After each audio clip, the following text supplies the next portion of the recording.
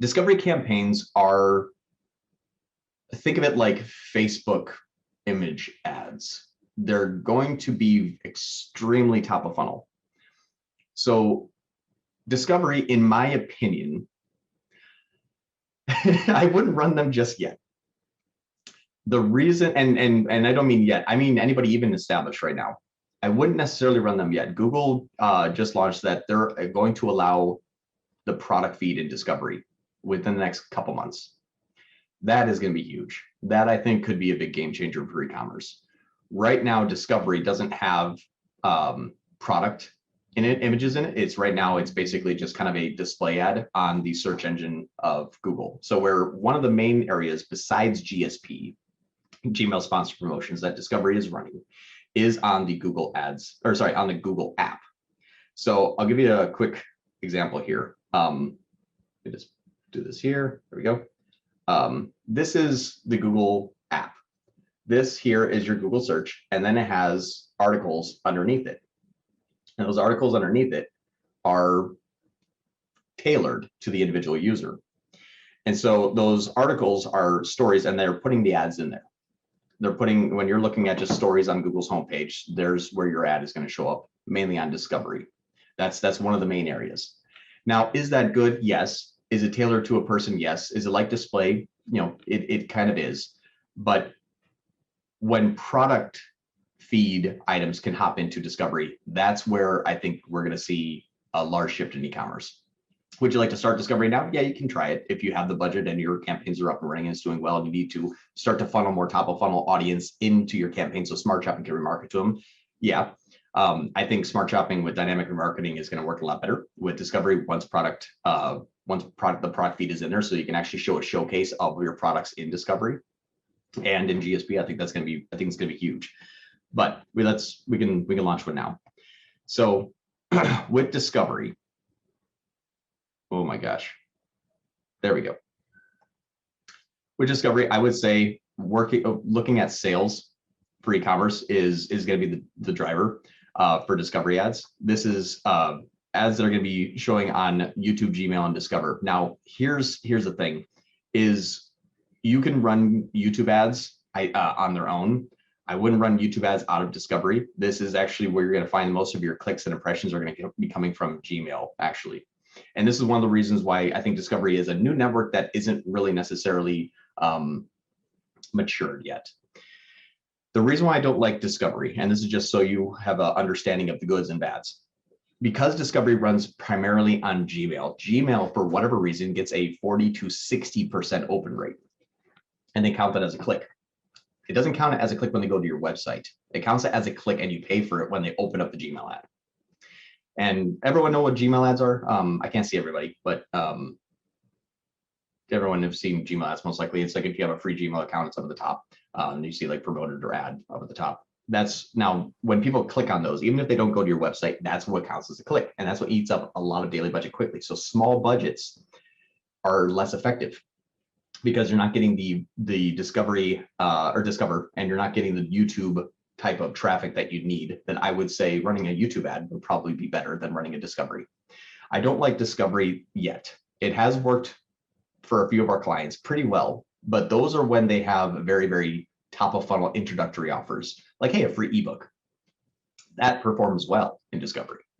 Or, you know, a coupon, a 10% off coupon code. That works well in discovery. Very low barrier to entry, kind of free offer list building campaigns.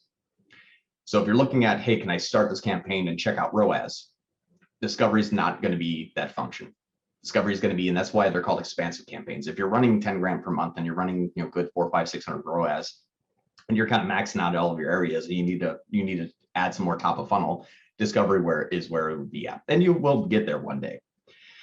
But discovery campaigns, just be mindful that you're going to spend a good amount of money. You're going to see a lot of clicks, but those clicks aren't going to be website visitors. So we'll start to build one, so I can kind of walk you through how to set one up. So this one is a discovery campaign. Again, this is what's interesting here is you'll see that there is very kind of minimal amount of settings that you can use. because this is the whole kind of campaign set up here, and then it goes right to the confirmation. This is heavily automated. When Google has feed integrations, I think that's when you're going to see more like smart shopping-esque type of targeting, which is going to be great. But right now, you kind of have to build an introductory ad to a user. I would recommend this for e-commerce with, possibly discounts, promotions, coupon codes, those type of things. That's where discovery is going to be, I think, the most useful. Again, languages want to have this set to English because this is going to go into other areas outside of an inbound search or an inbound YouTube search or inbound YouTube targeting. So you want to set this as in English. In the beginning, don't set a target cost per acquisition. This is going to use the maximize conversion bid strategy. This is going to be what you'll want to use because while it's going to be low converting in the beginning, the maximize conversion bidding strategy without target cost per acquisition is where you want to start, because if you set a target cost per acquisition, normally what we've seen is when you start to target CPA with a discovery campaign, it dies for a long time. It barely gets any impressions and clicks. You want to start with maximize conversions because it is going to be a saturation effect. It's going to try to find audiences. Maximize conversions kind of safety net is going to try to find the audience of low-hanging fruit. Because this is a top of funnel campaign, maximize conversions is going to try to find low-hanging fruit, which is what we were looking for, especially in e-commerce. This one here, this is why this is an expensive campaign. We seen this work best with $100 per day and above. Because it's Gmail, there's the same paradigm as YouTube. YouTube is going to work the best at $10,000 to $20,000 per month. This is now it's working the best. It doesn't mean it can't work, and I'll share with you how it can work, especially when running smart shopping. But for this to run good on its own, it takes a high level of spend. And here's the reason: Google is click attributed when they're talking about their bidding strategies. Their bidding strategies are click attributed. An open email is not a website visit. You might take 1,000 open emails before you have 30 visitors. That's the drop off that we've seen in discovery quite often, especially on the Gmail network. So with 1,000 opens for 30 visitors, Google is only starting to measure the 30 visitors, but you got to pay for those 1,000 opens. So you need to have a higher amount of budget, especially when it's about 25 to 50 cents per open, per click. Now, the reason why we stuck this in an expansive type of day when we're talking about this is because this is not going to be something I would recommend running in the beginning at all, because you need to have high budget so that all of those clicks that are clicks inside of Google actually turn into visits. And then those visits, Google can then start to monitor those people. So that's the drop off. You can't, and I always want to make sure that I'm very, very transparent here. So we say like, hey, I got 500 clicks and no sales. Well, you might only actually have 30 visits. And that's the reason why this takes a big monthly budget. So I'm going to set it to 1 right now, but just imagine you're going to have to probably start this thing right here. Look at 100. Campaign might get few or no conversion at these settings at $100 a day. You can start there. But if I said $1,000, and there's probably just, oh, there we go, $10,000 a day. Hey, now I'm probably going to get some conversions. This is expansive. Don't start these in the beginning. And that's on maximize conversions. If I had target cost per acquisition, it takes longer. So that's where this is going to be a lot. Now you'll see on a $10 per day, I might get 160 to 380 clicks. This is not clicks to my website. This is an open. I might get 10 visits from this. This is very generous of Google, I think. I don't think that's right. But let's just say $10 a day. Additional settings, schedule all day. You're definitely gonna want to run these all day. Don't start an end date. You can use campaign URL options, especially on discovery, because if you're tracking website visitors, this is going to be important for you to know. So if you need to send over UTM parameters into Shopify to say, hey, did discovery ever purchase, or how many visits are coming from the Discover network, this is going to be something for you to want to check. Conversions, this is going to be a little bit different now. If you are running a 10% off coupon, or if you are running some sort of introductory offer, like a free ebook or a downloadable or something like that, make sure you include that into your campaign conversion settings, because if you're going to build an ad on a 10% off coupon and then track conversions for e-commerce, you're going to miss out on the transactions or on the conversions of people downloading your ebook or taking your 10% off coupon. The way to do that, the way to track those conversions is going to be just by setting up in your conversion action just your thank you page for your coupon, and then using that page as your conversion goal. So if you are offering a different offer than an e-commerce, make sure you're tracking those conversions, but don't do this. Don't make a new offer for like a 10% off coupon code and then only track that conversion, because you're going to miss then the people that subsequently buy. What we want to do is feed this information first. It needs to see those conversions. So if you're using an introductory offer, make sure that's included in your conversions. Content exclusions. This is discovery campaigns exclude most sensitive content. You don't get control over this. So account level conversions do not apply. Ad group name, discovery. Now, custom audiences. Here's where you can get, I'm actually going to build one. Let me just see if I can build one from here. Yay. Okay. This is the best targeting that we found. Inside of the audiences, this is where you can look at replicating some of the strategies that are in your search campaign, or possibly your DSA campaign after they're up and running and you're looking at search terms. Custom audiences is where I would say is the best area for cold traffic. You can run to remarketing discovery, but again, it's going to be heavily Gmail, and I think the display network is usually a little bit better for remarketing. But in cold traffic, the custom audiences, this is what we would say is a really good custom audience. Now, Google's going to give you these audiences here, and especially when you're up and running, it's going to start to recommend specific audiences. So like Google Ads keywords, and then it's going to say based on your remarketing, when you edit them, it's going to say, oh, Google Ads agency, Google Ads to help Google Ads. This is actually mine here. I've already built this, and it says, hey, you should use this because my campaigns are going after Google Ads. But here's how to build those. So click on new custom audience. This here, these two sections are what you're going to want to run. This section here is people with any interest or purchase intentions. So what this means is that people that have been looking at possibly competitor sites or looking at even your own website, but people looking at a very specific product. This is where I can even say, you know, my black leather wallet as an example. So people that are, you know, men's black leather card holder, awesome. Black leather card holder, black leather billfold wallet. You know, you can start to place in here. And I just did my same example of the black leather wallet. This is what people are looking for when they're looking to buy. What this means is that, are they visiting websites with these keywords? Are they typing in these keywords into Google? That is what we're also going to do next with here. People who search for these terms on Google, we're going to build a different one. But any of those black leather wallets, and the reason why I'm taking a little bit more time on this is because we're going to use this same targeting, well, one of these same targetings for our YouTube and our display campaigns. So this is important to know. These audiences that you build go into your audience manager, and you can use them for any any display campaigns or discovery campaigns. So this is going to be important to know. So I would say, you know, even though I said, hey, don't maybe run discovery just yet, this part's important because we can use these anywhere. But especially for e-commerce, what you'll want to do is build an audience per product. That stinks because you might have 100 SKUs.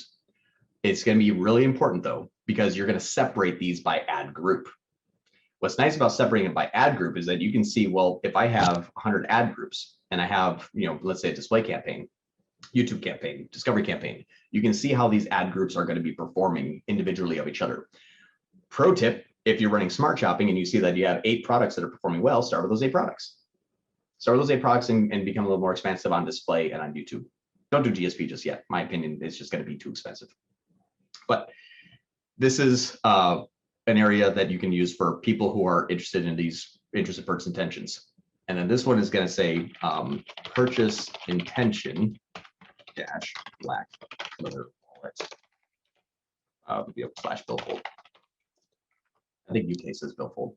Anyway, let me see if so what's nice about this is the one audience you can save. And then you can build the same exact audience with this setting.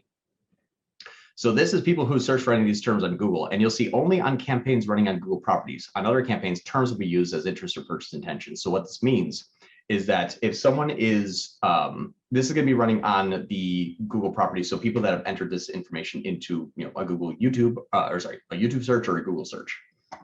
On other campaigns, which means on campaigns that are not Google hosted, like YouTube and Discovery, like display, for example, Campaign terms will be used as interest or purchase intentions, which means they will say that if you are visiting websites that are not Google hosted, but they include these terms on here, they will use that targeting.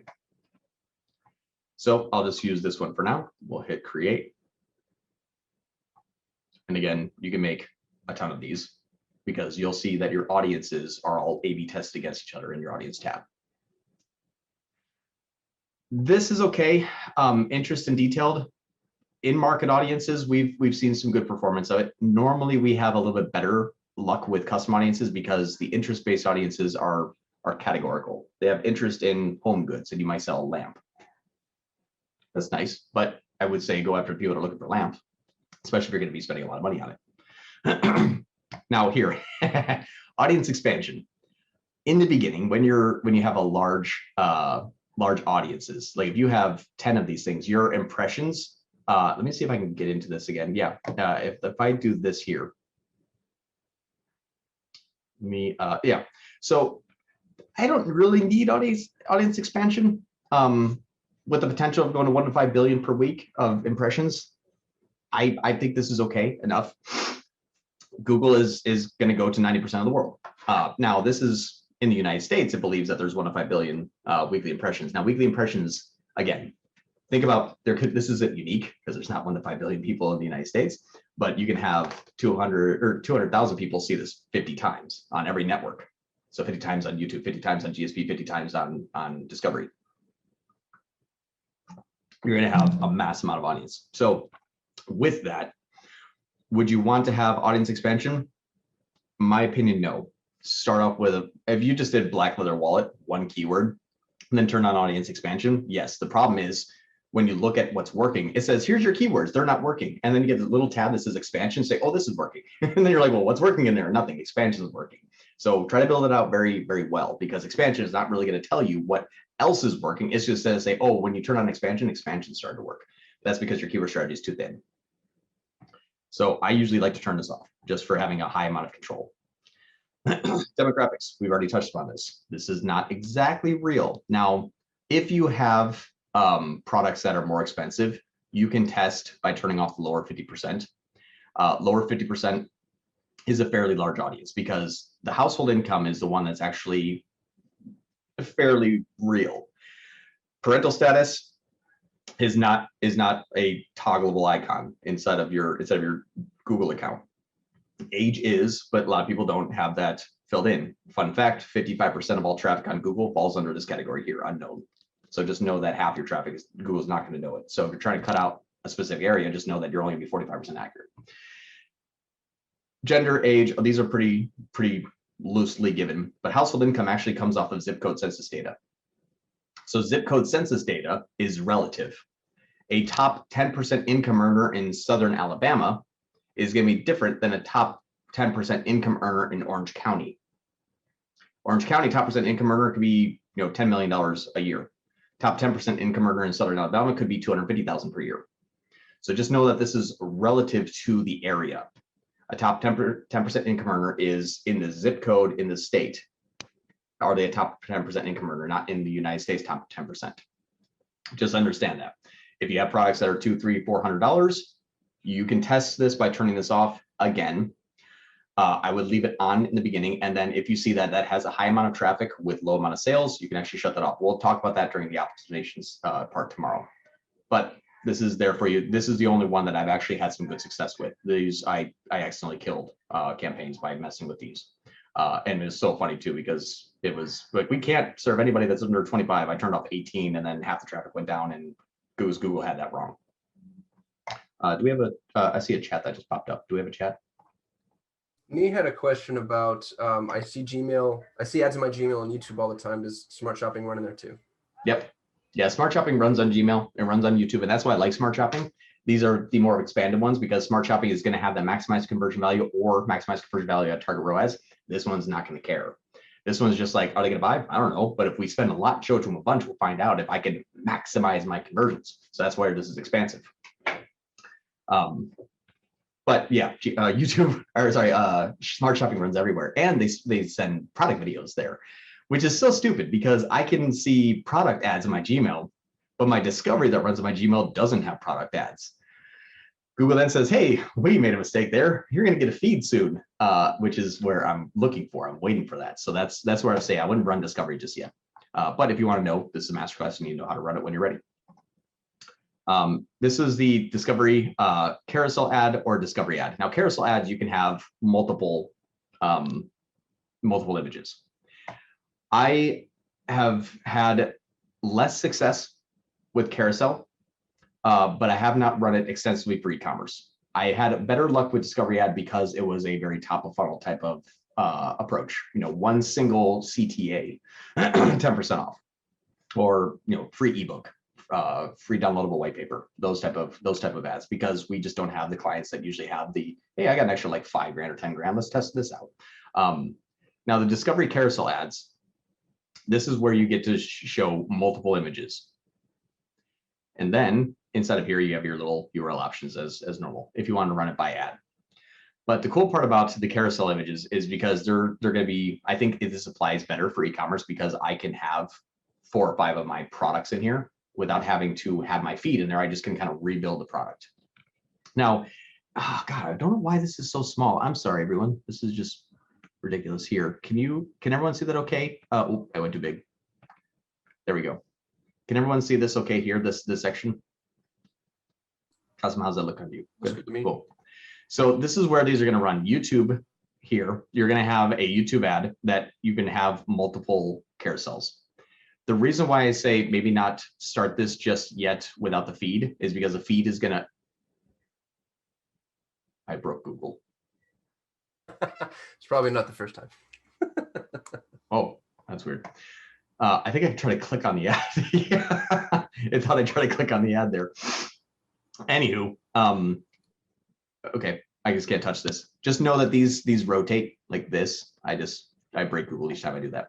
So if you wanted to run these in a carousel, these are going to be good if you wanted to build out each one of your products. Maybe wait till smart shopping is up and running. Maybe wait to see what your 10 most scalable items are and you're starting to get success. And then you say, hey, I would like to throw more top of the funnel in on this area. The bad part is you can't exclude Gmail. Just know that that's where your clicks are going to come from. So final URL. This is, what's interesting here. Let me just do this here. Who's got a website I can just scan real quick? Let's do one here. I'll show you how this works. This is pretty cool. The fastest gets free consulting, basically. Anticipation's killing me. I know. Oh, hey, Shauna did it. Thanks. Google can scan your images if you wanted to build top of funnel branded type of campaigns or even a branded remarketing campaign. Google will take this and then scan your images and then use these. So I'll just use this for right now. We select those 3 ratios. Let's just imagine this is going to be your logo. Cool. There we go. That's going to be your logo now. Cool.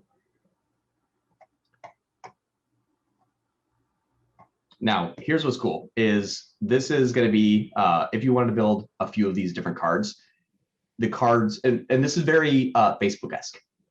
So imagine this is going to be your kind of your Facebook carousel ad. Very, very similar here. I'm sorry, I'm really sour about this. If they've removed Gmail from this would be a great campaign. Gmail just gets open for whatever reasons. So this is going to say, just imagine these are black t-shirts. I'm sorry, this is going to be horrible ad copy time, but I'm just using it in the image.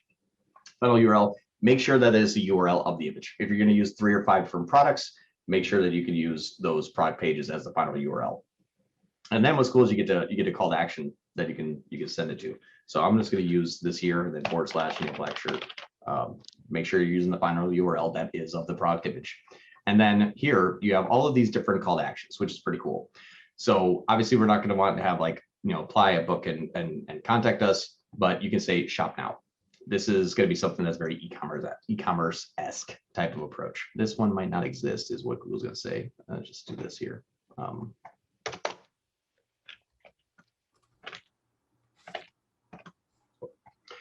So that's how you can build the cards now.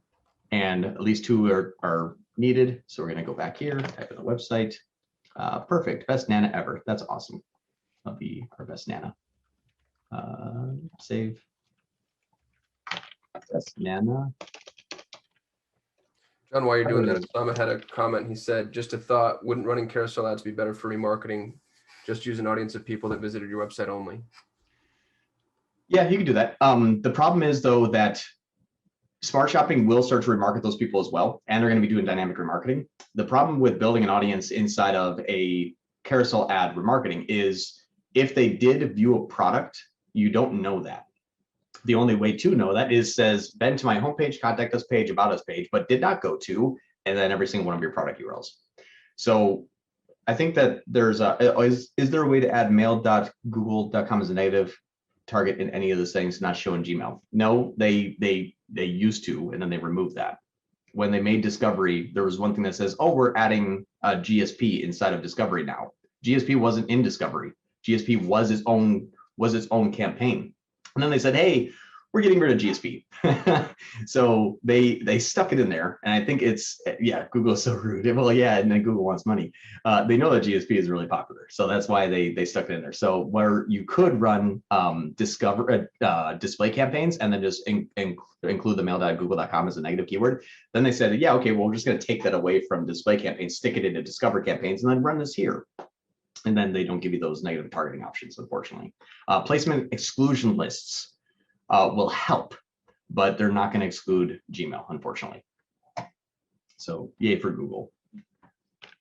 There we go. And then just shop now.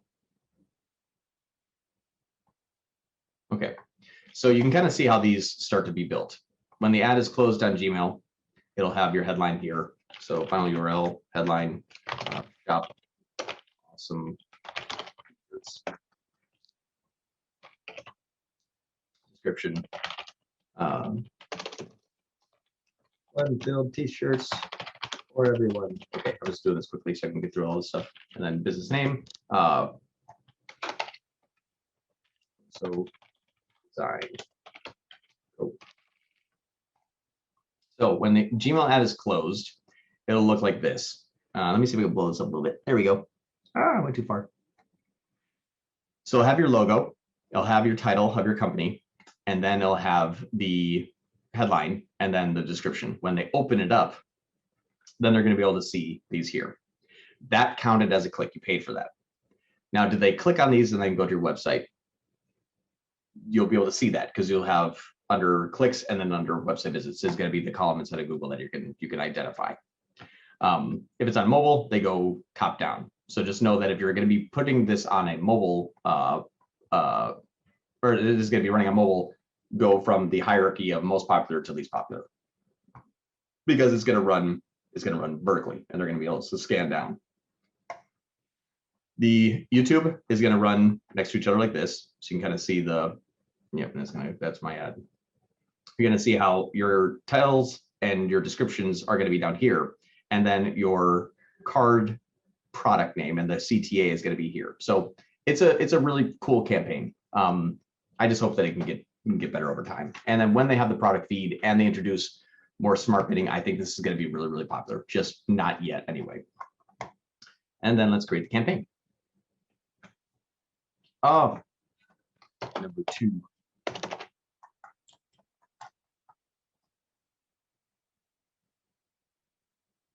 Yay.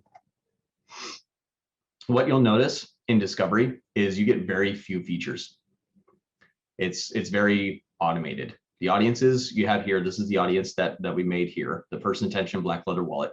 And then we're going to see how those convert and how they interact. The more audiences that you create, those custom audiences, the more you can add them here, and then you can see how those perform. You can also put them in different ad groups if you wanted to. But again, it's really up to you. If you want to set target CPA differences by ad group, you can. In the beginning for the audience, my opinion is setting them all in one, because this is going to act as sort of one ad group where the cream rises to the top. If you have 100 SKUs, you might want to break them out into possibly different campaigns, because campaigns is the only way that you can identify daily budgets for those groups. So if you want to have discovery campaigns for high profitability, medium profitability, low profitability, and then just $100 a day, $50 a day, $10 a day, you can do that, and then set your campaign CPAs and bidding strategies accordingly. But again, I think you may have touched on this before, but do you have any clients using Discovery Ads for sales funnels? Yeah. So, how is the conversion on upsells for time purchase? Yes. So we have one client. Cosmo, you think there's any issue with me sharing that client? Talking about the guys that just fired us? Yeah. We'll blur them out in the course, so don't say their name. Okay. Yeah. Hopefully we still have access to it. We'll blur them out in the course, so don't say their name. Okay. Yeah. Hopefully we still have access to it. Yeah. Just so everybody knows, we took this campaign over, rocketed up the performance. They started making their own changes, tanked their performance, and then fired us. We might not. They might have already been offboarded. Oh, they killed us. Yeah. Okay. So yes, and it was working really, really well. We had like $4 and $5 CPAs. The big thing though is they had the conversions that they had were offline, heavily email. So the discovery ads were working really, really well for top of funnel. It was a free ebook, and we were getting $4 and $5 CPAs on the free ebook, which is good on discovery.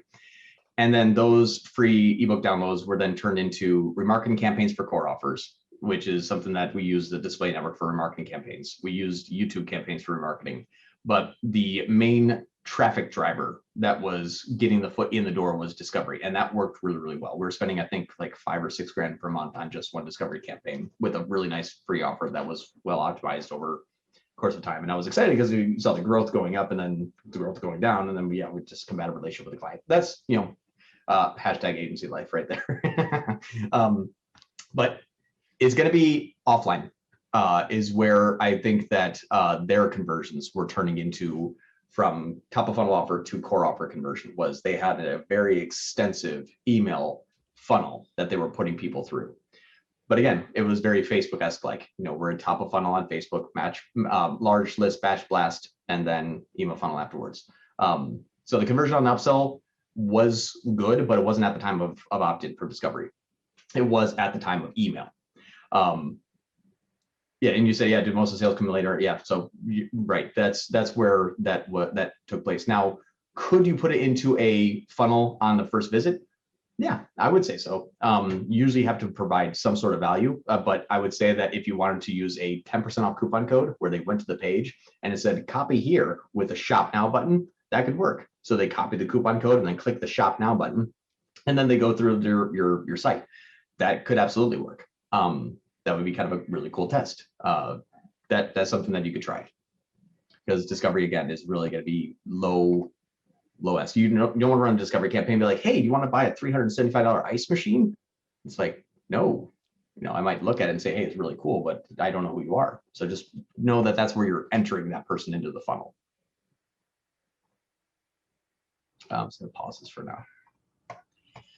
When to start discovery campaigns, since we don't want to right now, what's the indicator? Max out everything else first.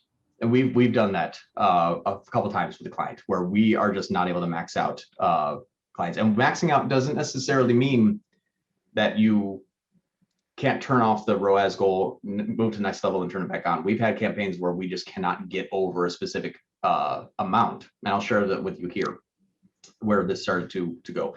Let me actually just do that now. I'll just kind of share with you. Give me a second, because I forgot exactly when this took place. So I just had to search for when we started the DSK and DSK YouTube, because that's what we're going to be going through next. And I'll share with you how this works. So DSK YouTube, when did we start this? We started it in, I think, January. So you can see all of a sudden YouTube takes a long time.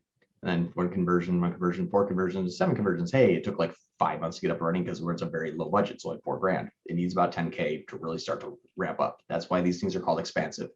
But here's how this works. Let me go back to January.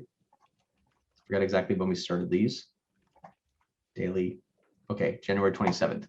So what we're going to look at is January 24th to the, we'll use this date range here. I think that'll give you the time and day. Yeah, so perfect. So we launched YouTube and YouTube and display at the same time. January 27th was the launch on display. January 27th was the launch on YouTube.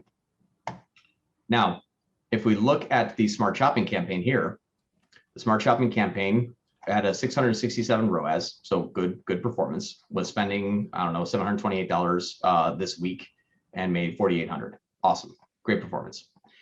When we look at the time and day, what you're going to notice, and I don't remember, I'm sorry, which day or what we were running at that time. I can check through the change history, but let me just see if I can pull out this here. Okay, here's what you're going to notice. 24th, $56, 85, 58, 70, 60, 86, 133, 178, 157. We didn't increase budget here. The only thing that we did was start YouTube and display. So I was like, oh, this is awesome. I actually have a case study now. I can share this with people.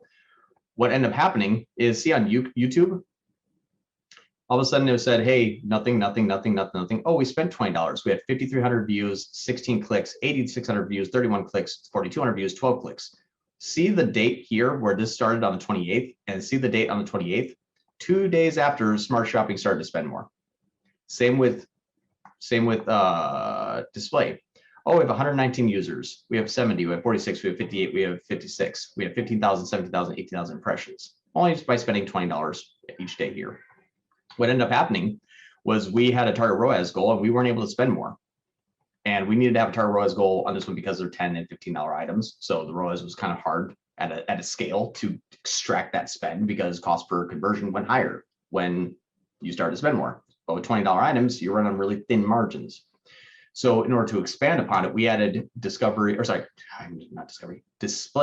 YouTube, and we'll build those next. But this is where all of a sudden it started to spend more. And if we look at the conversions, we had one day that was really good, but then we had 8, 16, 8, 11, 10, 9 here. So they started to have more conversions. They started to increase in conversions.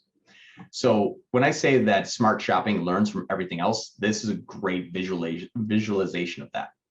Now on YouTube, it's like, okay, so we spent $70 and we made nothing. On display, we spent another $71. We made nothing.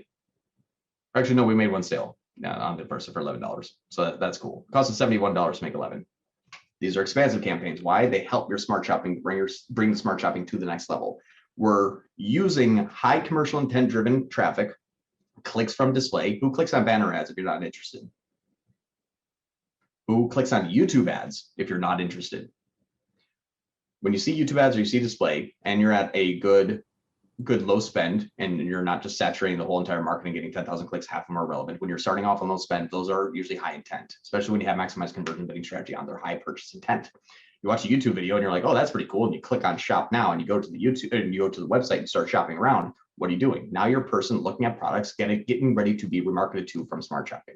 That's how these function. Any questions here? Because I think that this is just an awesome indicator of like how these expansive campaigns, when you say, when do we want to start this? Max out your smart shopping.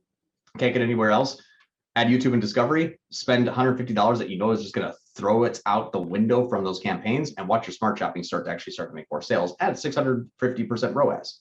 It's looking good. And again, that's those here. When we couldn't expand more, we're getting 400, 412, 490. We had a 4,000 ROAS because someone just spent a lot of money that day. And then when it started to expand, not here, but down here, it was 246, 200, 222, 219. So it started to expand again at a smaller ROAS, but I just doubled my audience. ROAS dips, then it comes back. As a side note, last 30 days here, we're at 258 ROAS, and we're up to 1,700 on smart shopping here for this month. And we're kind of stuck here for a little bit of time just because these, the average cart value is $30. That's hard. We're getting about two sales on average now. So just know that if you have $10 items, it's hard to get high ROAS at high spends for $10 items because if you have 50% profit margin, that's good.